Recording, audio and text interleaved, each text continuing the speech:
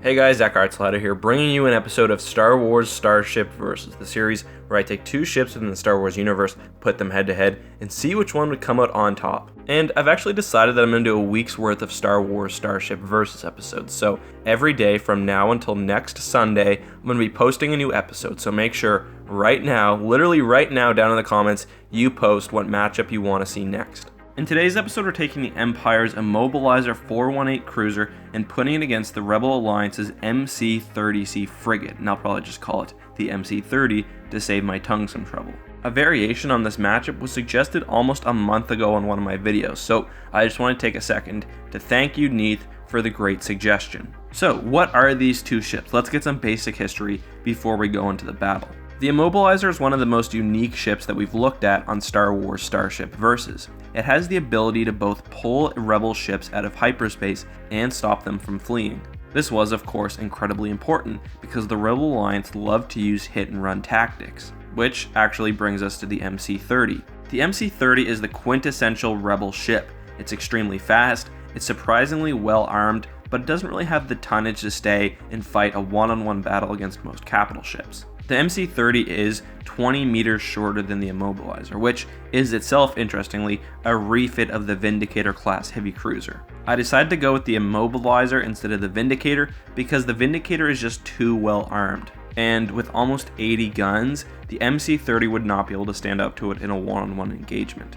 I think this will be an interesting matchup because the Immobilizer is meant to specifically counter ships like the MC30. However, the Immobilizer would typically have a fleet backing it up, and the MC30 would probably be intending to run away. Today we're trying to find out what would happen if these two ships fought to the death, and we're going to do so by looking at three categories: weaponry, defensive systems, carrying capacity, and then also intangibles. But it's not a race to see which ship can win more categories. We're looking at the two ships holistically, and we're seeing which one overall is better.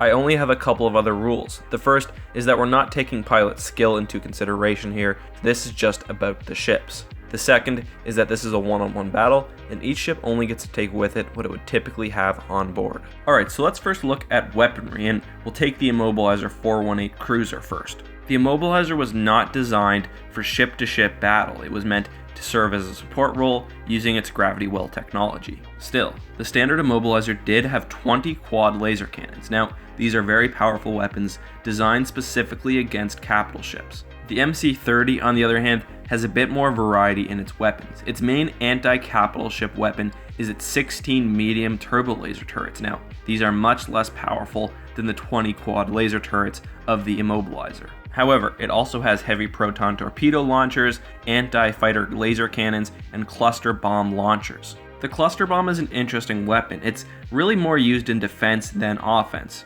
and it's deployed around the ship and is effective at clearing out nearby starfighters. It does have a couple of drawbacks though, and the first is that it does take some time to reload. Secondly, the MC30 isn't really a ship that's going to want to get close enough to enemy capital ships to actually use the cluster bomb effectively offensively. So I'm going to call this category a tie. The Immobilizer has very powerful anti-ship weapons, but doesn't really have anything to protect it from fighters up close. On the other hand, the MC30 does have a pretty effective fighter screen, but isn't as powerful when it comes to attacking other ships. Next, let's look at defensive capabilities, and again, we'll start with the Immobilizer. The Immobilizer was a reasonably durable ship. Both its shield and its hull were about 2/3 as strong as the Victory 1 class Star Destroyers. This is proportionate with the size difference. I mean, let's be clear, this is a medium to low medium tonnage ship, focused more on its technology than its capacity for direct engagements. I will say one thing though, unlike the traditional Star Destroyer, it does not have 2 shield generators, it has 12. This means that if one is destroyed or wiped out, the other 11 can keep operating independently. This removes a weak spot present in many Imperial ships. The MC30, on the other hand, was a fairly light ship meant to evade fire rather than take it. And although it did have the classic Mon Calamari shielding, which is fairly sturdy and notably replenishes even while being fired at, the actual hull of the ship was very brittle. So I'm going to give this category to the Immobilizer. The MC30 is meant to evade fire, while the Immobilizer can take some head on. Alright, so next we have carrying capacity. I'm going to keep this one pretty simple because the MC30 carries no fighters, while the Immobilizer would typically carry 24 TIE starfighters. TIE fighters aren't great, but 24 is a hell of a lot better than nothing, so I'll give this category to the Imperial ship. So now we have intangibles. Let's look first at the MC30 and see if there's anything we haven't talked about that we need to. As I've said a few times now, the ship was designed for hit and run tactics. It was very fast, certainly faster than the Immobilizer, and could pack a punch. The Immobilizer, on the other hand, was first and foremost a support ship, and the use of its gravity well generators was really what the ship was around for. And when the gravity well generators actually were used, it took a tremendous amount of power from the ship, affecting both its weaponry and its shielding. However, since this is a one-on-one battle, I don't think it's fair to have the Interdictor need to use its gravity well generators. This is a battle to the death, so the MC30c would not be fleeing. So let's now look at the actual battle, and I think it's clear that the MC30 is going to need to use its speed to its advantage. It has neither the tonnage or the weaponry to go in a direct fight against the Interdictor ship. I think there are some things that will make it difficult for the MC30 to effectively use its speed, and the first is that the Immobilizer has the use of its TIE fighters. Now, thankfully for the MC30, it has pretty effective anti-starfighter weaponry, and its cluster bombs, as well as its point defense laser cannons, should be able to take most of them out. However, the Immobilizer also has well-placed weapons, and say what you will about the Star Destroyer classes, they typically do have efficient weaponry. Look at the Immobilizer. It has 20 quad laser cannons, each of which is very powerful. They're also scattered over the Immobilizer's body. This is common among Imperial ships, and it means that it can hit the MC30 unless the Rebel ship is directly behind it. A quad laser cannon is very powerful, and I think a few broadside shots against the MC30 will do serious damage against it. On the other hand, it's going to take the Rebel ship some time to really crack away at the Immobilizer, and I just don't think that it has enough time to do so. Its only real chance is to take the ship's shields out with its medium turbo lasers and then hit it with the proton torpedoes. But I just don't think it will necessarily have the time to do so.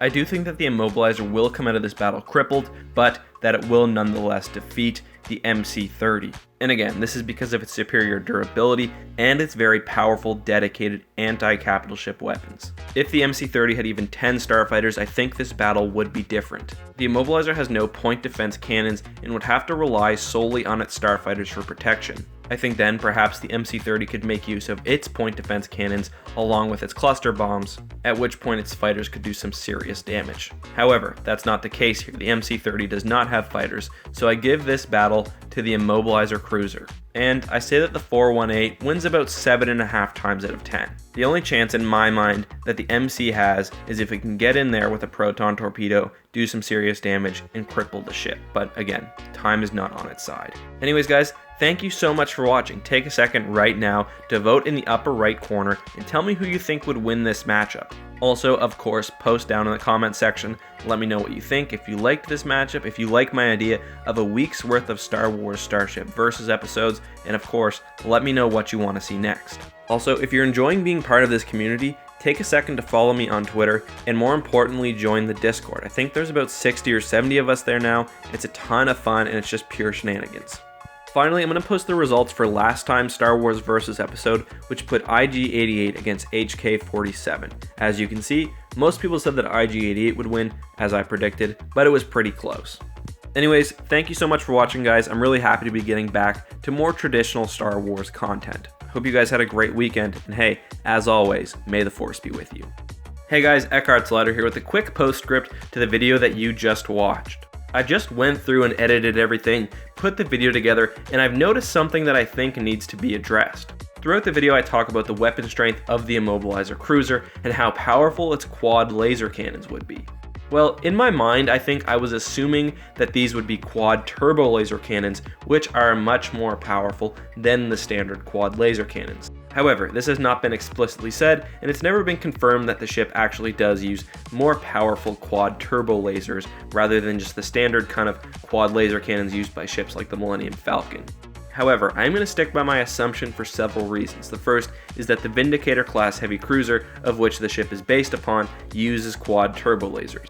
and it actually uses the exact same amount of turbo lasers in the same place, so I assume that these are the same weapons. Secondly, I've never heard of any Imperial ship, and it really doesn't make sense for any Imperial ship that's the size of the Immobilizer to not have dedicated anti-capital ship weaponry. So I'm going to stick by my assumption that these are actually quad turbo lasers, not the quad laser cannons. To do so otherwise would be untrue to the ship's roots as a Vindicator class heavy cruiser, and it just wouldn't be practical for a ship of that size.